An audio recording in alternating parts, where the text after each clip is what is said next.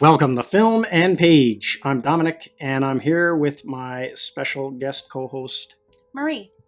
And so today we're going to be doing a bit of a different video. We're going to be talking about a horror author that we both enjoy, and his name is Bentley Little. And if you don't know who Bentley Little is an American author of horror fiction, publishing an average of a novel a year since 1990. And Little avoids publicity and rarely does promotional work or interviews for his writing. So this author I discovered probably in early 2000s when I was part of the science fiction book club. And I ordered one of his books through there. And the name of the book was The Return. And it was actually one of the first horror books that actually gave me the creeps and creeped me out. The only thing was the ending was very abrupt, and I thought the ending of the book was stupid. And so I didn't give any of his books a chance. Probably till almost 10 years later, I picked up another one of his novels, and that one was called The Academy, and read that one and absolutely loved it. And then been reading his books ever since, most of which I picked up at a used bookstore. So you can explain your background with the author, Marie. So I think you were the one that introduced me to Bentley Little. That was about 4 years ago. Because I've always liked, all sorts of different books, but I've always had a hard time finding good horror novels. So yeah, I believe the first one that I read was The Academy as well. And it was absolutely outstanding. So that definitely got me hooked on Bentley Little and his novels. Mm-hmm. Yeah, that first book, The Academy was a really good one. And so since it's getting close to Halloween, we want to talk about our favorite horror author. So now, some of the books I've read of his, I've read The Return, I've read The Dominion, The Store, The Revelation, and The Policy. And what about you? I've read The Academy, The Store, The Walking, The Dominion, I believe it's called The Haunting. Yes, that's another one I read. That was probably the most recent one I read, is The Haunting. And then one of my other favorites was The Resort. The Resort. Yeah. No, I haven't read that one yet. I've been trying to bug him to do it. So what I like about this author is he's pretty twisted with his stories, but they're almost kind of like black humor. They got a lot of humor to them. Like he'll pick a certain subject and almost mock it a bit in his novels, like The Store. He's obviously making fun of Walmart. Yeah, definitely. That's clearly Walmart. They do the weird chant, and just like Walmart does, and just everything about it, how it kind of invades the small town and cripples all the other businesses. Yeah, it's definitely Walmart. But but with a supernatural disturbing twist to it. So that's what I like about his books. And then the other thing is they're just easy to read. And they're just like horror schlock, but they're really fun escapist books. Mm-hmm. So that's why I like his books. Now, what about you, Marie? I like them because they're just, I can't ever put them down. It keeps me going. And yeah, as you said, that kind of darker humor. You're sometimes just like, oh, that's really messed up, but you can't help but kind of laugh. Mm-hmm. And then there's always a bit of adult content in it. Yeah. But without going it's kind of a horror movie that horror book that you can tell it's for adults. Mm-hmm. Some horror stuff you're like, oh, is this you can tell it's more based towards maybe teenagers. Yeah, or young adult. It can be really hard to find a good horror novelist that's geared towards adults. So he has a weird mix, and some of his mm-hmm. adult content is pretty messed up in my opinion, but he keeps you on the edge of your seat. You're like, oh my gosh, what is this? What's going on? Mm-hmm. So I find like when we went on our trip last year, I think I went through 2 books between the flights and just general downtime. I just couldn't put the books down. Yeah. And I find that's most of his books. There's a few misses for me personally. Yeah, he does have a few there's a few misses. There's a few books that are... There's one in particular I thought was a complete miss. I didn't like it at all, but we'll talk about some of our more favorite books that he's done. So probably, like we said, my favorite so far has been The Academy. I agree. That was a really good one. And I like the whole idea about a haunted school and about the main principal was actually a demon and all the weird crap that went down in the school. Mhm. And it's just makes for like a unique horror story. Like Definitely, the settings yeah. and stuff he puts it in. So that one I really enjoyed. Now, has any of his books actually creeped you out? I think when I read The Haunting, there were a few moments that I was like, ew, you know? Yeah. There were, but never enough that like I couldn't sleep or anything like that. There were just a couple moments where you'd go, ooh, okay, that's creepy. But then you like, it wasn't enough to like, you know, ruin your sleep or anything. I think, well, for me in The Haunting, the one scene that really creeped me out in that one is when the father-in-law goes over to the house and he kind of goes inside that weird tent, he disappears kind of thing. Oh, yeah. Yeah, that one, I found that scene creepy. Yeah, I just found like the whole, some of the things I found creepy weren't necessarily what other people would think were creepy. Like, like the weird psychological stuff in all, I find this throughout Bentley Little's books. Like some of the weird stuff, like in, for example, The Haunting, like the kid inexplicably eats dirt and it messes with his brain. Yeah. Like in all his novels, there's like this twist of where like whatever is causing the paranormal situation totally screws with people's brain. And I find that really creepy because these people like lose control. Yeah. Like in the book of The Haunting, for example, the kid's like, well, I don't know why I'm eating dirt. Yeah, he doesn't know why. I can't stop. This is delicious. This is disgusting. No, this is delicious. And like for me, the other scene that like where the music kept playing and the girl kept getting the creepy texts. Yeah, that those creeped me out. You know, not to spoil too much, but when the girl was getting the creepy texts, it was like, oh, that's kind of disturbing. In the resort, there were other moments that I wouldn't necessarily call them creepy, but they were disturbing. Yeah. Now I can't spoil that one too much because you haven't read it. But there are scenes in it that you're like, what? Ew. Yeah, he has like some pretty twisted scenes, yeah. And probably the one book that had a lot of like twisted, I guess, sexual stuff in it was The Dominion. Yes. That Super weird. Yeah, that one was pretty twisted. And I find with his books, he always, the first chapter or the first epilogue, whatever that you want to call it, it's always like a hook. Yeah. It's always some kind of weird twisted scene that'll just make you wonder, like, what is this all about? And then it hooks you and you want to know, okay, how do you get to that point or what is that? Yeah. Like all of his books have that. And the only weakness, I guess, some of his books has like a really abrupt ending or really like stupid ending. Yes. In the case of The Return. I don't know if I've read The Return. I don't know. I don't think you have read that one. For me, yet. the abrupt, awful ending, where I know you think you get the ending, but for me, the ending of The Haunting, I made you read it because I was like, please read it. Here, look at this ending. This is the stupidest thing I've ever seen. And I was so frustrated because I was so invested in the book.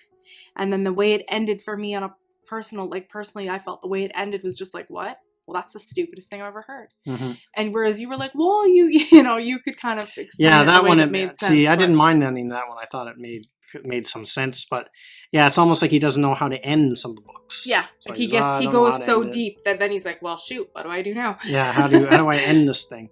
But I noticed that with a few of them, and then some of his books, like how the supernatural entities are defeated, are almost predictable. Yeah, like there's been a few like once you read a lot of his books, like the Policy, two in particular, the Policy and the Mailman, you can figure out how they're going to defeat them. Yeah. Those entities pretty easy. Like with the Mailman is they just stop accepting the mail. That made him weak. It was like a weird supernatural entity that was. And they're frequently the same kind of ghost from the same time period. That's another flaw. Yeah. Like it's very predictable. That they're always stuck somewhere in the middle of Arizona. They're always, you know, old-timey Western type ghosts. Like, you know what I mean? So that part gets a little old. Yeah. But in saying that, he writes his books so well that doesn't bother you.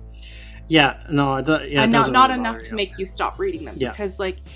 Each story is so unique. Even though you know there's always a bit of those same hints in there, each story is unique in its own way. That even though you're like, yeah, okay, I saw that part coming, it's not enough to deter you. You know what I mean? Like, yeah. So now the one thing I find about and why I got into Bentley Little, because when you go to the bookstore, I don't know how it is in other parts of the country or the world, but I know in a lot of bookstores, their horror section is completely dominated by Dean Koontz and Stephen King. Yes. You can't get nothing outside of that. No, it's really, really hard. And that's where, like, because I used to read some Dean Koontz. I liked his Odd Thomas series. Yeah. I was in love with the Odd Thomas series, but now that's over. So that's when you and I were talking, and I was like, oh, well, this Odd Thomas series is amazing. But now I don't know what to read. And then you've got me onto Bentley Little. Whereas Stephen King, like, he's an incredible author, but his books are too long for me. Yeah, some of his books are really long. I prefer my novels to be shorter, because then it keeps my attention and it keeps me on the edge of my seat a little more, which, you know, and I know other people that doesn't bother, but yeah, so for me, Stephen King, I just can't get into his books. I love watching them in movie form, and I know that other people might disagree with that compared to the books, but just me on a personal level, like, I can't, his books are just too much. Yeah, he does write some really long books, and that's what I like about Bentley Little. They're all like roughly around the 300-page mark. About 400 pages sometimes, yeah. About like, 400 pages is usually the longest that they go. Yeah. But so it makes them more digestible. Yes, yeah, that's a better way to put it. You're not stuck reading the one book for the next 2-3 months. Yeah. Which, like you say, unless you can read really fast. But Stephen King has books that are like over 1,000 pages, some of them. Yeah, so like, yeah, I've tried, but it's really hard to get through them. Even if I'm interested, it's not that I'm not. It's just the length of it is kind of a deterrent for me personally. Yeah. Yeah, and some of the other Bentley Little books I really liked was The Store was another one that I really enjoyed. Oh, The Store was disturbing. I mean, as we joked in the beginning, like, it is very much clearly a little jab at Walmart. Oh, it totally is. He doesn't like Walmart. He clearly has a thing about Walmart. But it's the twists in it, like the one part, remember the joke part we joke about all the time? Oh, yeah. The particular scene with the father and daughter, you're just like... Yeah, the incest scene. I thought it was kind of a little bit that was too much for me. Like, yeah, I was like, well, why? But that was an incredible book. Yeah, it was really well written. But yes, every once in a while, his more like sexual scenes, they're kind of, you're like, oh. Yeah, they're definitely designed to disturb. Yeah. Yeah, which I guess is kind of the point, right? Because he's already got you in that kind of creeped out, disturbed thing, so he just kind of inches it a little further, so to speak. But yeah, The Store was a really good one. I also really liked, like I said, I wish you could read The Resort, because The Resort for me is my third favorite one that I've read. Yeah, I'll have to get on that one, read that one next. Incredible. Like, it's so, there's parts of it that you're like, wait, what? And then there's the more adult parts of it that you're like, well, that's disgusting. Yeah. But the story itself, like, I think that was the fastest I've ever gone through one of his books, because I couldn't put it down. Like, it was my absolute favorite. And I don't think you've read The Walking, have you? No, that one I haven't read yet either. Now, some of the other ones I read, that, like I said, The Return was really good. Now, I don't know. Maybe I might change my mind, because that was the very first one I read, and that was almost 20 years ago. Okay. So it may be different now if I reread different perspective. But I remember really liking it up until the end of the book, because it was just, the ending was very abrupt, and it was like a really stupid way they defeated the evil power. See, that's how I felt about The Haunting. I was like, well, this is how they did it? Are you really? And so that one, if it had a different ending or something, it would have been a lot more enjoyable, and it would probably rank right up there with The Academy. Okay. I don't think I've read The Return yet. For me, like, the last one I read was The Dominion that you recommended to me. And I really liked it. But for me, after a while, it felt slightly repetitive. Yeah. Like, and towards the end, you felt like they could have ended it a little sooner. Like, you're like, okay, yeah, I got it. Like, for me, like, that's where I started to hit this, like, wall. Because it is so, like, sexually... demented. Yeah. That's not a way like, you're just it. Like, okay. And, like, at first, you're like, it's a shock value. Oh, my gosh. But then, like, for me, it started to become, like, old. That part kind of got old. And then, like, some of the other scenes towards the end, like, I got to a point that I literally was just like, yeah, all right, whatever. Yeah. Like, just have sex with him and get it over with. Or like, just find your way to defeat him and get it over with. Like, I kind of, that was towards the very end, though. But it was like, I hit a bit of a point where I was like, yeah, okay. But the rest of it, like, I would say the rest of the 3/4 of the book, I was, like, hooked. But then, yeah, towards the last part, I started to hit a point where I was like, yeah, okay, just get it over with. Like, either have sex with him like he wants, or don't. Yeah. You know? Now, what would you say is probably like his worst book you've read so far? I would almost say The Walking, because I almost can barely remember it. Like, it was so forgettable. Yeah. Like, I can only remember parts of what it was like, whereas the other ones I can remember quite vividly. Mm-hmm. So being that it's a bit more forgettable for me, it's like, okay, well, that's clearly down there. Yeah, now the one that I can actually remember it pretty good because it was so spectacularly bad was his father's son. Oh yeah, you told me don't book. Even bother reading it. There actually isn't any kind of a supernatural entity in it, and it basically the whole story revolves around a guy who goes to visit his father, and his father has dementia. So his father blurts out something about, oh, the body is hidden here or something, or this is where I hid the body. And so the son convinces himself that his dad was involved in some type of a murder in his hometown. And then because of that, he ends up spiraling out of control and becomes a murderer himself. And it makes the character is an idiot. And then he does something that you have some sympathy throughout the book for this guy. Until he does something towards the end of the book that you lose all sympathy for him. Basically, he kills a little girl because he's running from the police and he's cutting through a yard and he breaks a little girl's neck because she's seen him.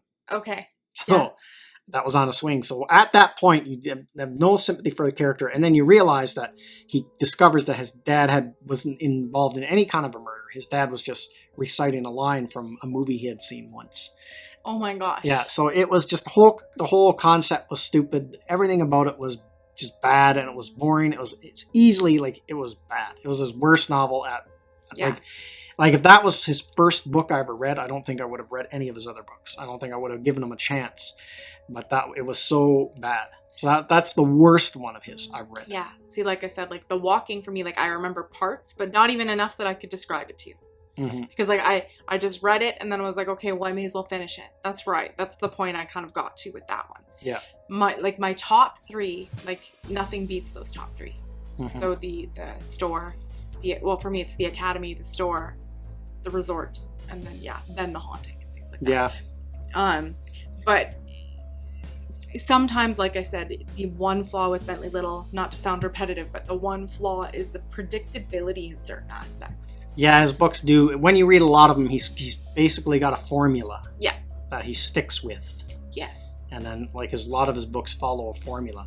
But, like I said, again, not to try to sound repetitive, but despite of that, he writes well enough that you can overlook it. I find I just can't read too many of his books back to back. Yeah, I'm like that. I need to space them out. Yeah, because they are kind of twisted. So, yeah, they kind of get in your head if you read too many of them in a row. So it's kind of nice to change it up and do something different after you read one of his books. And that's when the predictability becomes really obvious. Like when I read 2 in a row, mm-hmm. that's when it really triggered in my brain of wow. Yeah, there is a formula to his books, but I have to admit it is an entertaining formula. It's an incredible formula, but yeah, there's moments where it might get under your skin. But if you can kind of get over that once you notice what the formula is, if you can just look past that and read it for how well written it is, and how mm-hmm. detailed it is, and how twisted it is. Yeah. You'll. And he kind of has that, and he's similar to Stephen King in that all of his horror novels take place in one place, Arizona. Yeah. They all take place in Arizona. It's like Stephen King, all of his novels take place in Maine, most of them, and not all of them, but a large chunk of them. And same thing with Bentley Little. The mm-hmm. majority of his novels take place in Arizona. Yeah. And they have, at least so far, the ones that I've read, or most of them, because not all of them, the Dominion didn't have the Wild West thing to it, but so many of them do have this old Wild West, old gold rush kind of days. Yeah, the ghosts are usually from that. Yeah, from that time period. Yeah, I mean, the Dominion was different, which was nice. Mm-hmm. But yeah, there's frequently there's different little things that you can tell he relies on to build his story. Yeah. But he's an incredible author, and I highly recommend him to anyone who likes horror novels. Yeah. Keeping in mind there is some twisted sexual stuff. So if that bothers you, then he's not the right author. But a lot of horror novels have that. That's true. So I mean, it depends on if you're someone that's really uncomfortable with any kind of that stuff, then I don't know how you'd read horror to begin with. But because as Dominic said, there's always some in most horror novels that I've read. Yeah, except there's a lot. Dean Koontz. Yeah. Doesn't have it. Oh, okay. But yeah, Bentley Little he'll keep you on the edge of your seat. He'll keep you wanting to keep turning that page. There was times I remember being like, okay, I have to go to sleep. I have to work. But I couldn't put the book down. Yeah. I was like, no, I have to keep reading. And I'd be looking at the clock like, oh my God, I have to go to sleep. It's like 11:30. But I couldn't help myself. Yeah. Yeah, he does. Almost addicting in a way. Yeah, some of his books are very addicting, yeah. Yeah. And he like I said, like I like how he takes like a certain thing in society and almost mocks it, books, like, and makes it like Walmart. twisted. Yeah, and makes like... it twisted like Walmart. And then the other one, the policy, where it was all life insurance. It was like these almost like supernatural entities that were selling people life insurance. And if you didn't accept the insurance that they tried to sell you, then that would happen to your house or you the next day. Oh, okay. So because I think that was the next one I was going to read. Yeah, so this one couple, they refuse earthquake insurance because, well, there's no earthquakes in the area they live in. Yeah. And then the next day, their house is destroyed by an earthquake, but just their one house. Oh, weird. Okay. Yeah. Or if they come in and try to sell you any kind of home insurance or fire insurance, if you refuse, then like the next day your house burns down. So he takes like something like that and gives it like a weird supernatural twist. See, like in terms of the resort, I don't know what he's necessarily making fun of, other than like towards the end they play this like competitive sport and they're actually like killing each other. To the point that you're like, and I think they're playing tennis. So like it almost kind of makes fun of, in a way, like those resorts where they're always trying to get you involved in activities. Yeah. Like, oh, come play this, come do this with us. So in a way, like, I don't know a particular brand or anything that it's making fun of, but like you can kind of see that little jab at, like, because the activity director annoys the guy the whole time. Yeah. It's just like, man, I wish this guy would go away. Then they finally like use violence and fear. So the guy's like, fine, I'll go play your stupid game. And then it's like literally a game to the death. Yeah. And you're just like, what? You know, or they like take the way people behave, like at resorts, like they just become like zombies who just eat and drink. Yeah. And they kind of play into that. Yeah. And some of his novels, well, all of his novels, like they're very like over the top, almost like cartoonish in the some way ways. The demons and stuff are portrayed. Yeah. And definitely. Yeah. Like a lot of them are not subtle, like at all. So it makes that's the other thing that makes them a really fun read. Yeah. So yeah, I would totally, if you're out there and you haven't read Bentley Little, I would definitely give them a try. Yeah, without a doubt. And I would recommend starting at like the Academy. Yeah, the Academy is a like good one. The most amazing book to get you into Bentley Little, because that is my all-time favorite that I've read. Yeah. Yeah, like the Academy, the Store, the Policy, they're all pretty good. Yeah. And even his first book, The Revelation, was a good one. And like I said, you need to read The Resort, because it's really good. Yeah, I'll have to read that one next.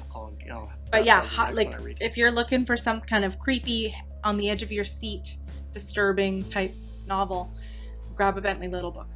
Yeah, because the majority of them are fun to read, and they're not long books. No. So they're very digestible, as far as that goes. So I guess we'll wrap it up right there. Yeah. So that's everything we got to say in this video. Let me know what you think in the comments section, and I will see you at the next one.